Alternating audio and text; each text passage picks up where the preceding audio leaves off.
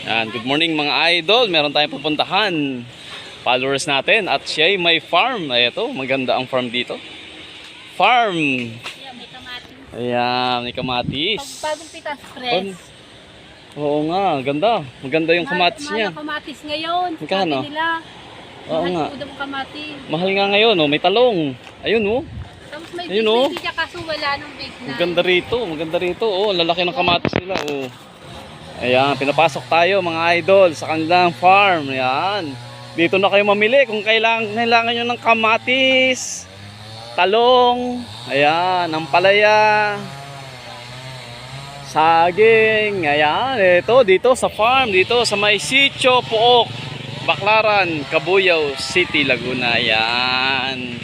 Ayan, in-invite tayo ng isang ating followers para i-promote ang kanilang farm.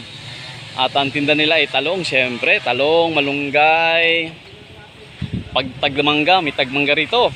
Ayan, mga idol, ganda ng mga kamatis nila, oh. Oh, yan. Punta ho na kayo rito, dito sa may farm, dito sa may pupuntang, yung may ginagawang building po dito, yung pabahay, papuntang Baclaran. Dito ho, matatagpuan nyo ang farm.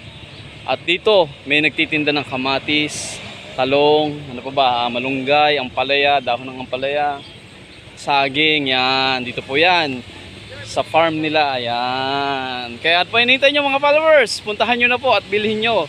Bumili na po kayo ng kanilang mga gulay, pampahaba ng buhay. Maraming salamat po. God first, Cabuyao.